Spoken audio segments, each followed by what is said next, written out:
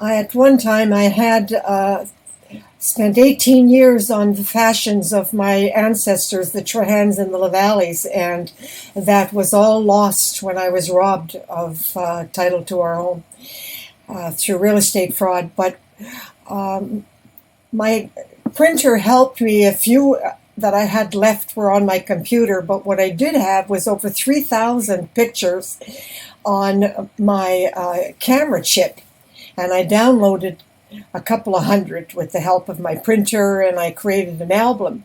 And then my dentist wanted to see the modeling and the fashions because I designed, starting when I was a child, my own clothes, and taught to sew by my mother and my grandmother, which was part of our history.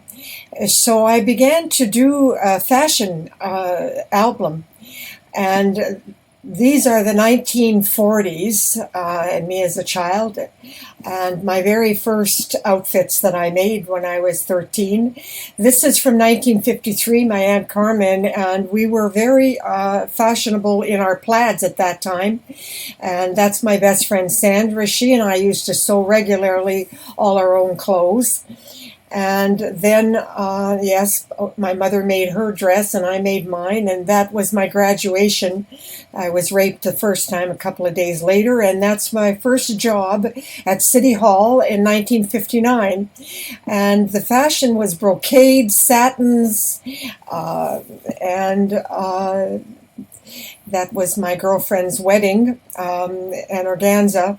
And I was trained as a model at the age of 13 and Levine's in Sudbury, and I did it for Volunteer for Cancer, which we don't do anymore, unfortunately. But I loved fashion, and I continued to enjoy making my own clothes. And these were all from Levine's, which was very famous in Sudbury, Ontario, Canada. And that was my 1960. I lost my child. I had to give him up for adoption because of violence in my home. And I had been date raped by a man who was married. And that's me in 1964 when I met Elizabeth Taylor, and I always looked great. But I started to cripple. I was 6 years old, to tell you the truth. And my mother was very active in the Mine Mill Union, and that's where I modeled with Max Vader and Nicole Moret and Makushla, all the Montreal designers. And they gave me these clothes as a gift. And these are 1968 predominantly. And I could this was a photographer who fell in love with me and my lovely green suit. And that was High Park in Toronto. I fled Sudbury when I was 19 and lived in Toronto for 23 years. And some of it was really wonderful and some of it was just terrible. That was my first wedding to a psychotic maniac who tried to kill me. And that was my favorite job, was with Falconbridge Nickel Mines, and they asked me to model for their Falconbridge magazine. But most of my photographs, the originals, were all lost. And my printer created an album. But of course, when I die, it'll all wind up in the garbage. And this is the fun 70s, 1970, 75, and my first home. And I'm glad I put the dates on some of them. And that necklace was a gift from the Falconbridge executives in Toronto. And that was my investment property on Dagmar. And I loved being outside when I could, but I was always taking paralyzing attacks. And I'm very proud of this picture of me. Yes, it's a nude, but I think I was beautiful. And my favorite friend for 12 years was my cat. She skied and danced and sailed with me and did everything. And that was when I went into the investment market as a real estate agent. Now, I had been working in investments since 1963, trained in the stock markets. But even though I took paralyzing attacks, I didn't know what the disease that I was caused by being poisoned. That story's on YouTube. There's my grandmother making her quilt for me, the last one she made for me. And when 1984, I entered AA, and I was rescued by Dan McIsaac in 1985. And I was learning, he was teaching me to cook, which was pretty funny. I never had any help from my mother on learning to cook. And I was predominantly vegetarian and raw. And there's my lovely Tom Murphy. When a doctor tried to murder me, he rescued me. And in 1986, I was abandoned and left to die in a shack, and I had to use a gas mask to breathe. And that story is separate, of course. And I began to research diets for disease control. And that Wilson mask was horrible, but I survived. And I continued to research diets for disease control, and I did a number of articles. And this little boy, Timmy, at 9 years old, and little Jason, the two of them began to take care of me in that shack, and helped me learn and encouraged me to find a place where I could breathe without a gas mask. And and then I began to get the help of Americans. And local media began to publish articles on my research, because I knew, I saw visions always, and I knew that I wasn't alone. I knew that there were millions of children suffering and becoming victims and lives destroyed as mine was. So I was a fighter, and I did discover that canola oil was deadly toxic poison. It is a plant like poison ivy that was never meant for human consumption. And those are a few of the letters that I tried to get the government to help, but I failed in that. And that's when I flew to New York to test Obitrol to see if I could reverse the brain damage. And a neurologist got me the name of the disease as Parkinsonism. And I came back with that legal term, and I fought with the government and Health Canada and the Medical Association to get legal recognition for Parkinsonism, disease caused by chemicals. And I love that little mask. My masks were donated by MSA executives in Pittsburgh to help me research. And I temporarily did completely reverse the disease and brain damage. And I was so proud of how gorgeous I was. And this is in 1992. I am 52 years old, and gorgeous. So interesting that when I look at my pictures, I never realized how beautiful I really was. And that was my promotion when I discovered that in a vision that I could no longer get Obitrol, the drug, but what I could do was okra. Raw okra would do the same thing. So I had to regain memory and rejuvenate my brain. I had complete memory loss. And I finally got a lovely article in 1998. And I thought, oh, this will hit national media, and I'll be able to save millions of people. Well, that didn't happen, of course.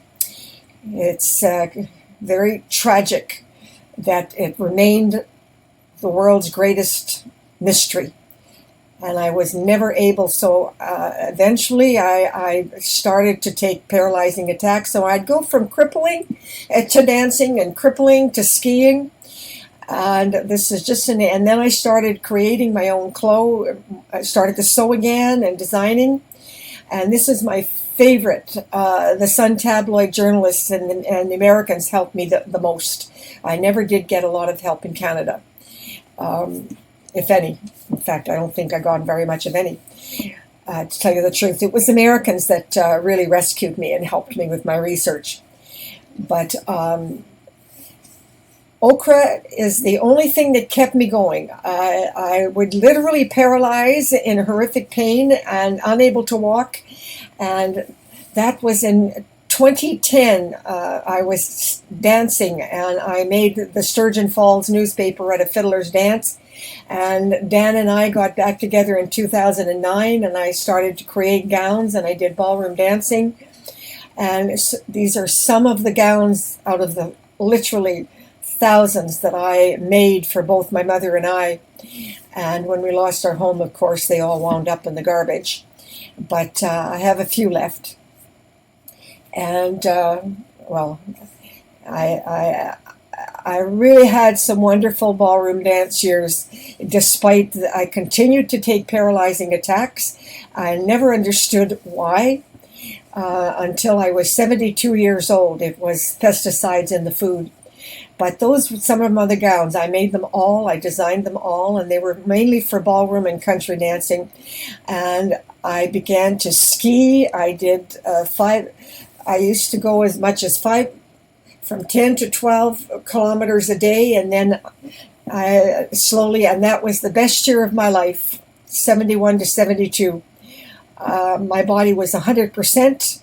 I had the disease in complete remission. I didn't have one attack that year, and my immune system was perfect. And I never understood what took me down. But I was taken down very quickly in 2014 by a tumor that started to grow inside my leg. And but I still made gowns, and that was in 2014, 2015, 2017, and 2015. I just literally I'd go from death to dancing and crippled to skiing. And I have not been able to go to outside for more than 10, 15 minutes. No longer do I have hour-long walks. Now that was literally I skipped that pretty fast, but I crocheted that in 1975, and I was still wearing it in 2017. And those are some of my ski outfits. And that's my dear friend Jill that I take skiing with me. And that's the last year of my mother's life, and Dan helped me take care of her. And those are some of my ballroom dance. She's a dance instructor, and I continue to make what you see are the gowns that I made for dancing. And that is my favorite picture, the gowns that I made for my mother and I the last year that she was alive. And this is where I discovered what caused the real estate fraud in Canada and the laws that are completely corrupt. And I thought I could get media, but again, I failed. So it's all out on YouTube. And then my mother died, and I celebrated her life. And I went back ballroom dancing. That's the last gown I ever made. I no longer have the facilities to make gowns, but that's okay. I've got more than enough to last me 10 lifetimes. And those are everything you see I made. Now I was living with Dan now after I was robbed of my home, and we lost that apartment to another fraud, and I moved into an apartment with Dan, and it's got many issues, and I've been poisoned many, many times. And there's Francine, God bless her, and Ida, and Jill, and Len, and Francine, and Len, and Ida, and another gown, the last one of the few gowns that I made. And this is where I began to COVID 2019. I was skiing, and I made COVID masks to go and cover my gas mask. But Dan hates the cold, and I don't have a lot of him, but I bought him a complete snowsuit. But mainly when I'm skiing, I'm in bathing suit tops and shorts, and that's some of my favorite pictures of those years.